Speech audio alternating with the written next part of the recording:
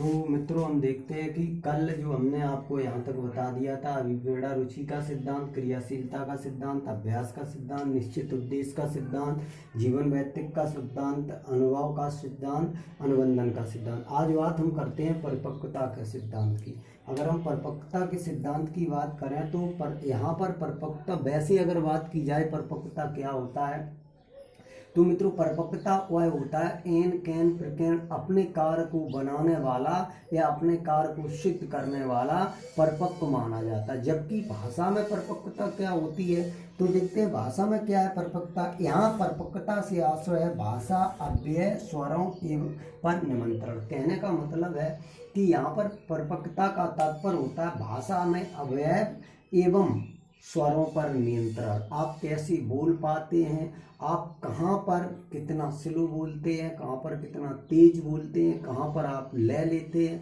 कहाँ पे आप ताल तथा कहाँ पे आप सुर इत्यादि को बात करते हैं। नेक्स्ट पॉइंट है जो आपका वो है वागेंद्रियों की परिपक्वता। यहाँ वागेंद्रियों का मीन्स होता है कि जब हम बोलते हैं तो बोलते समय जिह्वा, ओठ, दांत, गला, तालू, नाक आदि पर परिपक्वता। जैसे हम किसी से बात करते हैं, हमारे घर पर कोई व्यक्ति आया होता है तो हम कहते हैं आइए जी बैठिए, मीन्स हमारा कुछ और होता है। जबकि हम किसी से क्रोधित होकर बात करते हैं तो हमारे मुख मुद्रा कुछ और होती है, मीन्स बोले तो जिह्वा कुछ और कहती है, ओठ कुछ और कहते हैं, दांत कुछ और कहता है, गला, तालू, नाक मतलब अलग स्वभाव होता है। जबकि हम किसी से अच्छे से बोलते हैं तो इनका हिसाब अलग होता है। कहने का मतलब है वागेंद्रियों के अंतर्गत आ जाएगा जिह्वा, ओठ, दांत, गला, तालू, नाक आदि पर परिपक्वता। नेक्स्ट अगर भाषा की बात की जाए तो जो भाषा का सिद्धांत दिया है तो कुछ भाषा के अंतर्गत वेंडूरा ने भी सिद्ध की है। वैसे वेंडूरा ने जो सिद्धांत दिया था वो सामाजिक अधिगम का सिद्धांत दिया था। तो सामाजिक अधिगम में यहाँ बात होती है भाषा की। तो इनका मानना था कि अपने जो बालक होता है वो सामाजिक सिद्धांत में इन्होंने जो सिद्धांत दिया था अनुकरण के माध्यम से सीखने पर बल दिया था। इन्होंने माना था एक व्यक्ति को समाज में जैसा उसे माहौल मिलेगा उस माहौल का अनुकरण करके ही वो सीखेगा। जबकि हम बात कर लेते चामस्की की, यहाँ चामस्की ने जो सिद्धांत दिया था वो था चामस्की का भाषा विकास का सिद्धांत या चामस्की के भाषा विकास के सिद्धांत। तो चामस्की से 1 नंबर आपका बनता है। बात कर लेते हैं चामस्की का भाषा विकास का सिद्धांत। इन्होंने कुछ बातें कही थी वो जान लेते हैं फिर हम आपको ओरल बता देते हैं। चामस्की ने माना है कि बालक में शब्दों या भाषा को सीखना अनुकरण व पुनर्बलन पर आधारित होता है।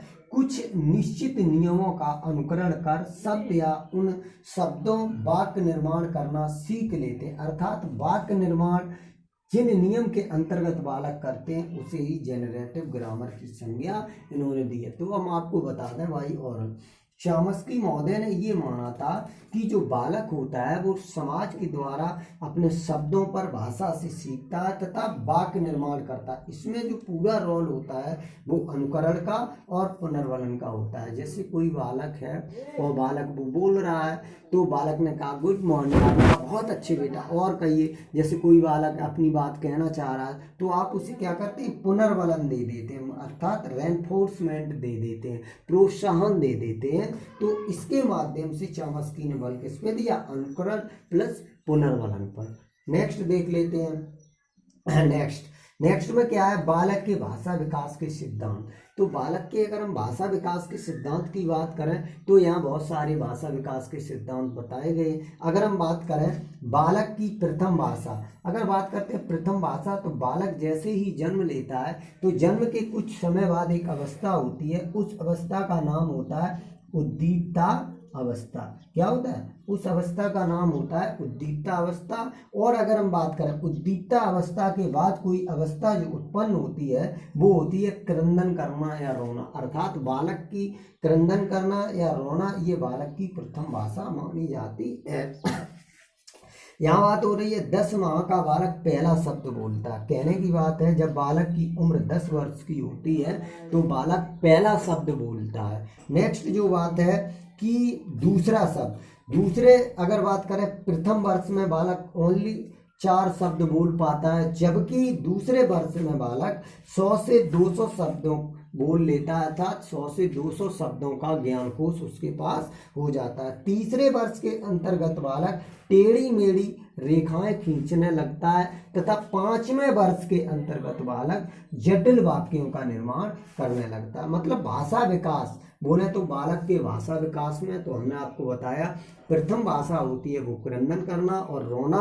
10 माह तक बालक सिर्फ 2 शब्द बोल पाता है, जबकि प्रथम वर्ष में 4 शब्द बोल लेता है और दूसरे वर्ष में 100 से 200 शब्द का शब्दकोश हो जाता है। तीसरे वर्ष में टेढ़ी मेढ़ी रेखाएं खींचने लगता है, जबकि 5वें वर्ष में जटिल वाक्य बोलने लगता है। इस प्रकार हम देखते हैं, इसमें थोड़ा और है, देखते हैं इसे।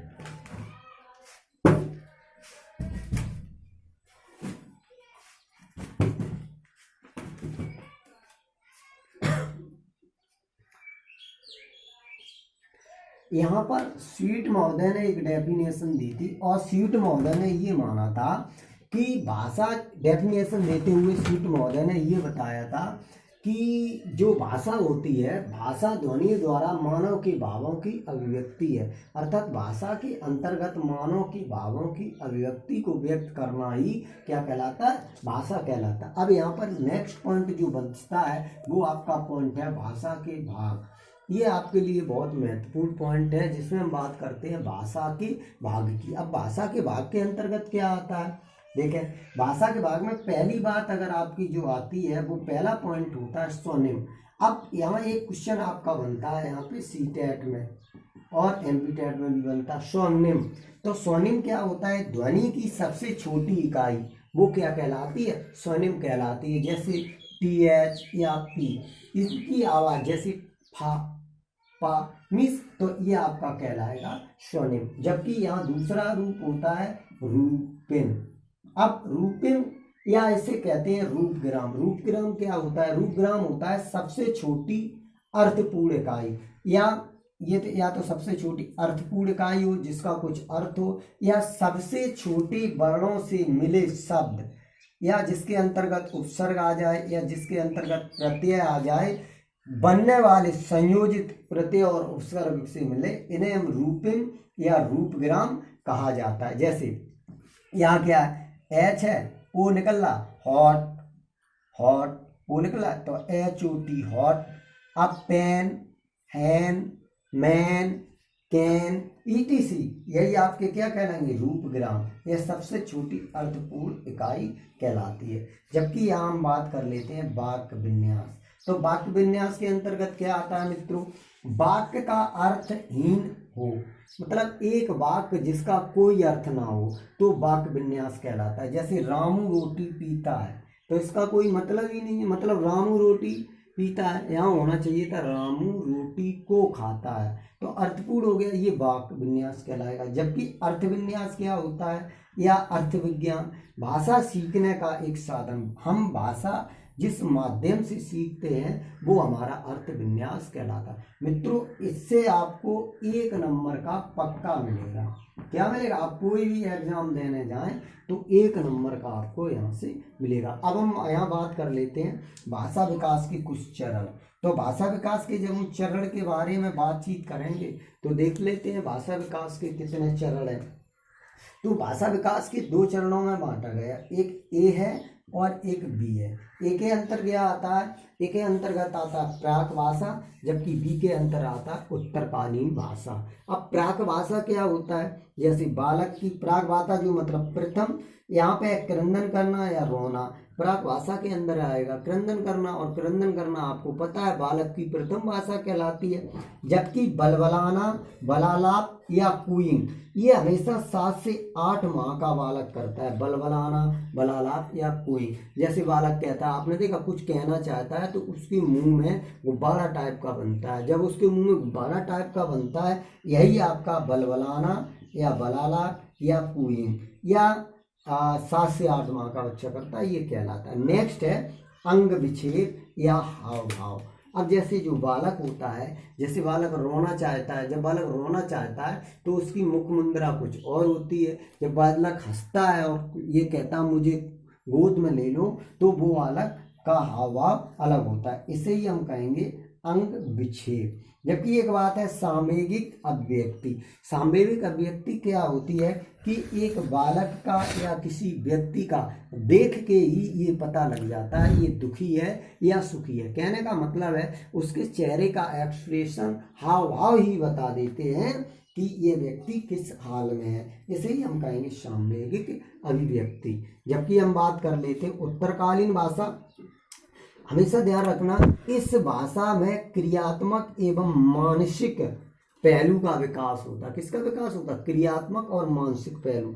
तो मानसिक पहलू क्या है? जब हम किसी से बातचीत करना चाहते हैं तो सबसे पहली बात होती है कि दूसरे की अभिव्यक्ति को समझना या दूसरे की भाषा को समझना या दूसरे की मनोवृत्ति को समझना। नेक्स्ट है शब्दावली का निर्माण करना। जब हम दूसरे की अभिव्यक्ति को समझ लेंगे तो उसकी अनुरूप हम क्या देंगे या उसकी शब्दावली का हम निर्माण करेंगे तथा शब्दावली का निर्माण करने के बाद उन शब्दों के हम वाक्य प्रयोग करेंगे तथा हम वाक्य प्रयोग करने के बाद हम क्या करेंगे? उनका उच्चारण करेंगे। इसी को हम क्या पहुंच जाएंगे? भाषा का स्वामित्व हो जाएगा हमारा। कहने का मतलब है कि अगर उत्तरकालीन भाषा के विकास की बात की जाए तो इसमें क्रियात्मक और मानसिक पहलू होगा। सबसे पहले हम दूसरों की भाषा को समझते हैं, फिर वहाँ पर हम शब्दावली का निर्माण करते हैं, फिर हम वहाँ वाक्य प्रयोग करते हैं, फिर हम उसका उच्चारण करना सीखते हैं, सिखाते हैं। इसी को हम भाषा विकास का